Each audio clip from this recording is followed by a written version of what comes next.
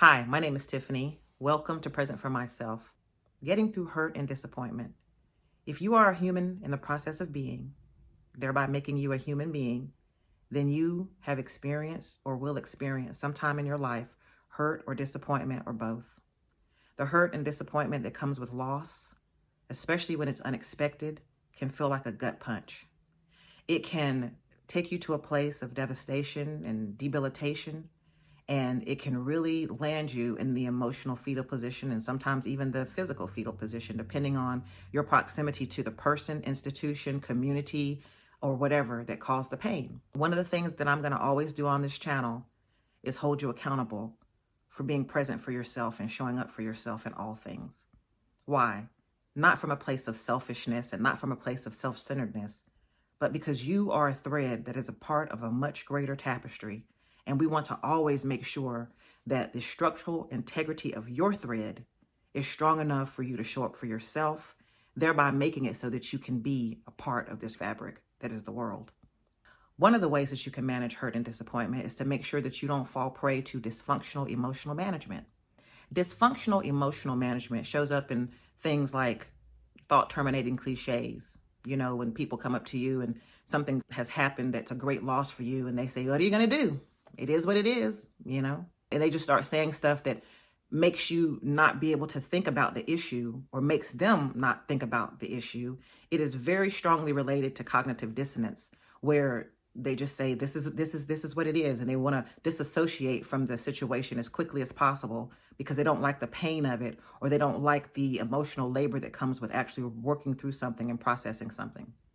Dysfunctional emotional management comes through toxic positivity as well. Toxic positivity is the sun will come out tomorrow, kumbaya, everything's going to be okay, very quickly, without assessing the damage first. Imagine when something catastrophic happens, if someone just shows up and goes, wow, this looks horrible and terrible. It's going to be okay though. It's okay sometimes to say, this is not good. This is painful. This is hard. Process it. Sit with it for a moment. Get help as you try to make sense of it all. And then try to find the positive medicine in it. It's okay. It's okay. Dysfunctional emotional management can be spiritual bypassing. And this is kind of hard for some people to deal with, depending on how they treat their faith or they treat their spiritual connections, because you can be made to feel guilty for feeling bad. Because have you no faith? Have you no sense of transcendence and how we ascend out and beyond all of these things that are negative? Where is your faith? That can be, spiritual bypassing. When people come up to you and say, don't worry about it, God's got it, you got it. And they don't think about the fact that you are human and that you have emotions and that you have feelings. And that, again, I use the word, you need to sometimes be able to process things. And instead of them helping you to use your faith or your spirituality as a mechanism of fortitude, they beat you over the head with their perceived spiritual superiority, when actually, many times it could be that they're not actually dealing with it, and it can come out in other ways.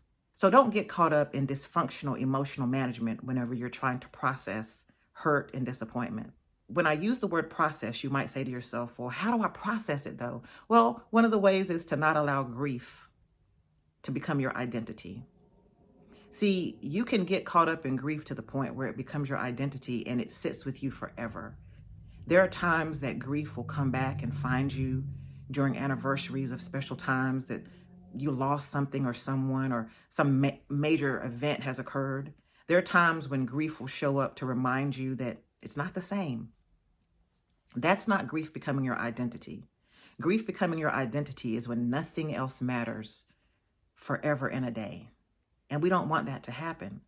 We want you to process your grief accordingly and through the stages of grief, the denial at times and the anger and the depression and all that. I'm not saying I want you to be in depression or anything. I'm saying that there are stages and we go through them.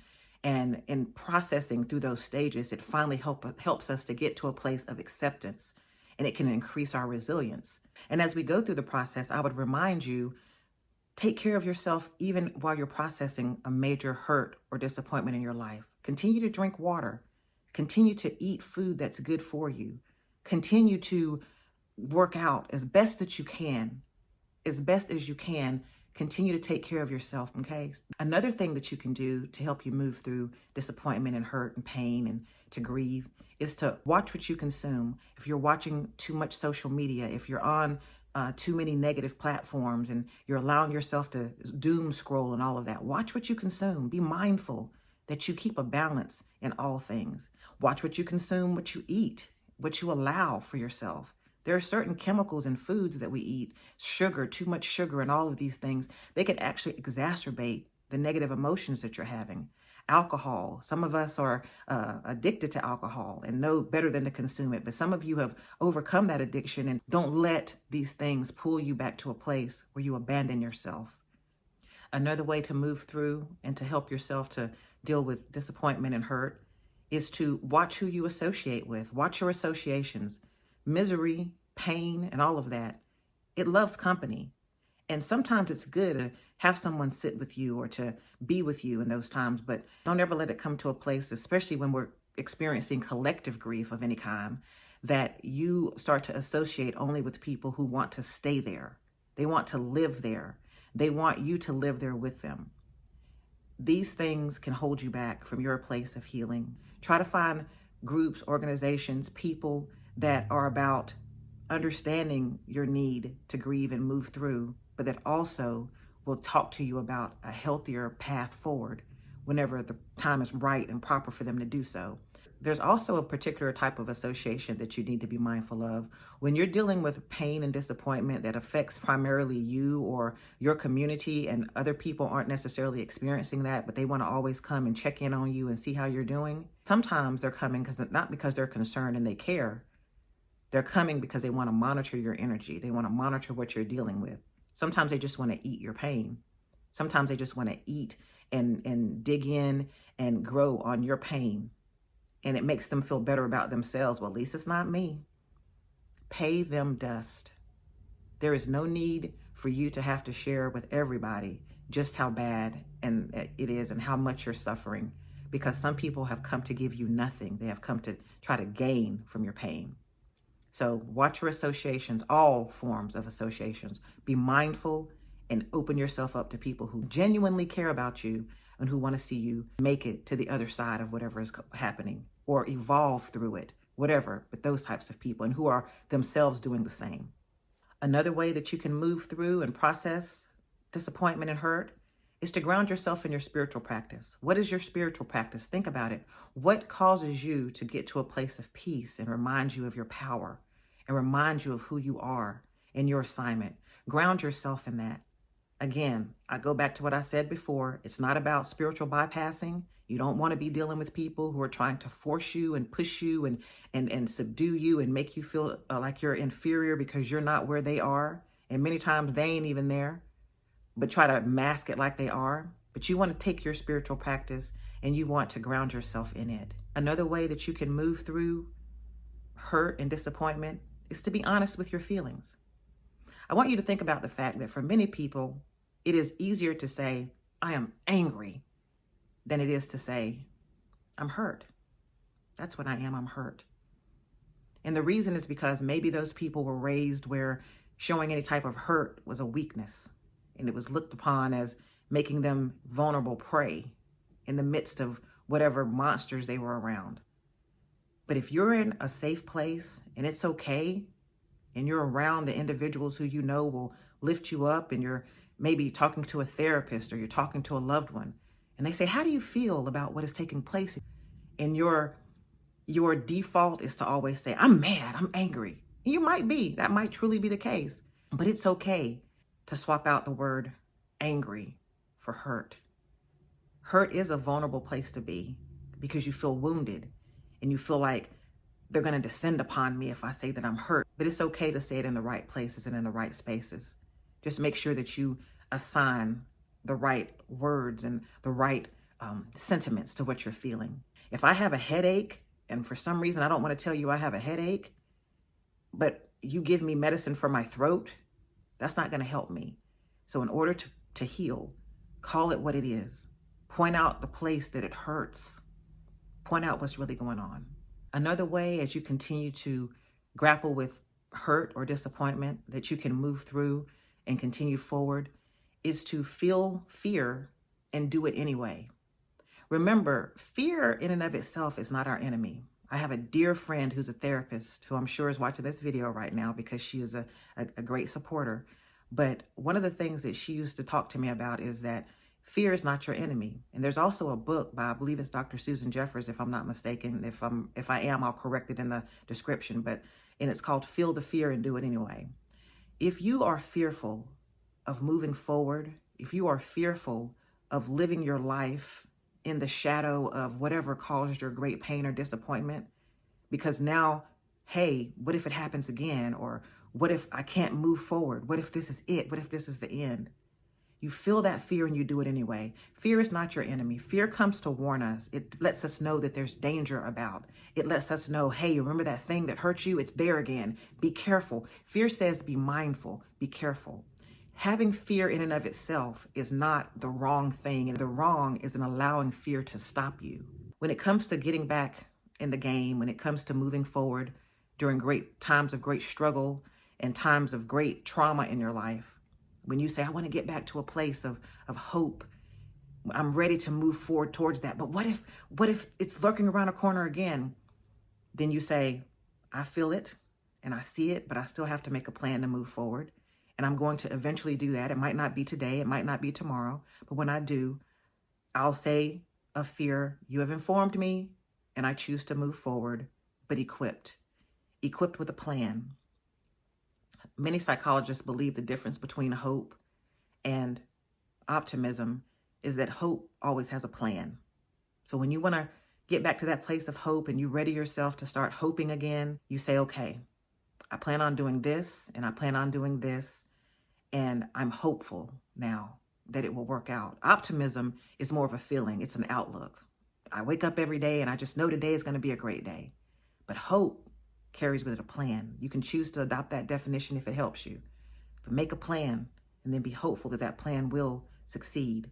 Another way that you can move through disappointment and hurt is to use your voice. If you're so inclined to share your pain or your grief, do so in a way that allows you to heal through it. You can, as Toni Morrison talked about, when there's times of struggle and tragedy or what have you, and I'm greatly paraphrasing, but this is the time that artists go to work, she said. Even in your own life, whenever you find yourself dealing with something, whether it's personal or whether it has to do with something that is happening in the world, use whatever it is that you have as an artist or as a craftsman or a technician or whatever you bring to the table. Teach, write, dance, sing, whatever you bring. Turn it into that. Allow yourself to express. Allow yourself to get it out. Don't hold it in and cause yourself to become sick or damaged or unable to move forward. Express yourself. Find ways that are healthy and that embolden you towards contributing once again to the greater good. Another way that you can process hurt and disappointment is I want you to think about, not dwell on, but think about some of the times in your life where you thought, surely this is it. This is the one that's going to take me out. I know that I'm supposed to process the grief and all the things that you just said, but Tiffany, this is the one I think is going to take me out of here. I want you to think about times in your life where you said that very thing. And I want you to think about all the reasons you gave yourself why you wouldn't make it. And then I want you to find a mirror and look at it and be like, yo, I'm still here. I'm not trying to do the spiritual bypassing of saying this too shall pass and all of that. I mean, again, I don't want to disrespect anyone's belief system because I know that in many belief systems, some of the words that they say to you, these are the foundational things that they build their faith upon, and that's fine, or they build their spiritual practices upon. I'm just saying you have to watch how they're used. But what I'm saying to you is look at the times in your life where you thought this is the thing that's going to do me in. And I want you to find yourself here, now, in the present, having not been done in. And lastly, what I want to say to you is, as far as moving through disappointment and hurt, it's okay to enjoy the resources of having people in your life and in your community that will hold you down. But no matter what you have in your community to hold you down, and no matter how everything shapes up and we're supposed to come together during times of pain or loss or what have you, I want you to always think to yourself, I may be fortunate enough to have community and family and, friendships and institutions to help me. But you need to live your life also in such a way that no one's coming to save me. That sounds harsh, I know. It sounds very stoic and all the things. But you know what? At the end of the day, if we become so reliant on others to always pull us out, then we can't grow within ourselves to know that in the event that I need to see about myself, I can. I have a video called No One's Coming to Save Me, and it's a story time. Take a look when you get a chance. It does speak to how we are to make sure that we can see about ourselves and show up for ourselves when we're able to. We don't learn any form of learned helplessness. We don't overly depend on people who themselves are human just like us. I'm not saying to be self-reliant. I'm saying that you better have some sort of practice within yourself that says, if I have to go it alone and no one else comes to save me, then I put some things into perspective and the practice to do that. So yeah, be grateful for your communities. Be grateful for the family that you have. Be grateful for all of that. But there are people who have lost it all at the drop of a dime. And they still had to find a way to make it through. While we're here on this planet, fulfilling our purpose and fulfilling our destiny, there are times that we may have to just block out all of the noise and say, what am I going to do in the grand scheme of things to remain present for myself? Sometimes when we don't know the words we hum,